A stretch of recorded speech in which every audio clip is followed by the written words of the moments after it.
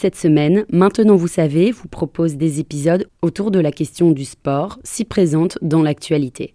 Découvrez tous les jours des épisodes qui mêlent sport, société, genre et politique. Qu'est-ce que la polémique des balles de tennis genrées ? Merci d'avoir posé la question. Le 24 août 2022, la 4e joueuse mondiale de tennis, Paula Badosa, dénonce sur son compte Instagram une inégalité entre hommes et femmes sur le court de l'US Open. Il et elle ne jouent pas avec les mêmes balles.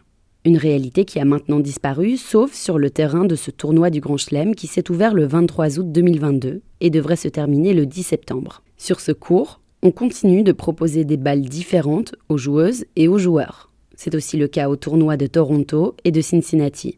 C'est un fait qui avait déjà été souligné par le joueur américain Andy Roddick il y a de cela quelques années. En quoi les balles sont-elles différentes ? Chez les dames, à l'US Open, on se renvoie des balles étiquetées « Regular Duty », des balles en feutre, réservées normalement à la terre battue, alors que les messieurs tapent dans des balles « Extra Duty », normalement conçues pour les surfaces dures.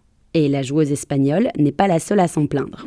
Son constat est très vite relayé par Iga Swiatek. Première mondiale, l'athlète polonaise parle de balles trop difficiles à contrôler car de plus en plus légères. Dans une conférence de presse à l'issue d'un match du Grand Chelem américain, elle déclarait que ces balles étaient horribles, qu'elle ne pouvait plus servir convenablement avec, tant elles étaient trop légères. Mais pourquoi faire une différence ? Selon Amy Blinder, directrice de la Women's Tennis Association, l'organisation féminine de tennis, la différence se justifiait par le fait qu'elle limitait le risque de blessures au bras, à l'épaule, au coude et au poignet. Il n'était pas rare que des joueuses se blessent en frappant une balle trop lourde.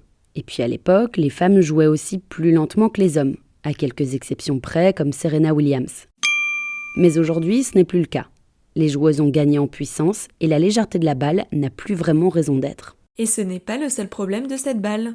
L'autre inégalité repose dans l'accès au matériel, car ces balles ne sont pas disponibles à l'achat en Europe. Selon Iga Swiatek, lorsque nous les achetons en magasin, elles sont totalement différentes. Quand je m'entraîne avec les balles de l'US Open chez moi, je m'entraîne avec celles des hommes. Sauf qu'une fois sur le court, les sportives doivent jouer avec les balles que le tournoi américain a prévues pour elles. Ainsi, la numéro 1 réclame une uniformisation.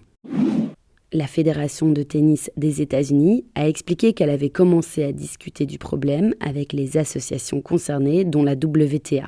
Voilà ce qu'est la polémique des balles de tennis genrées. Maintenant, vous savez, un épisode écrit et réalisé par Johanna Cincinnatis. Ce podcast est disponible sur toutes les plateformes audio, et si cet épisode vous a plu, n'hésitez pas à laisser des commentaires ou des étoiles sur vos applis de podcast préférés.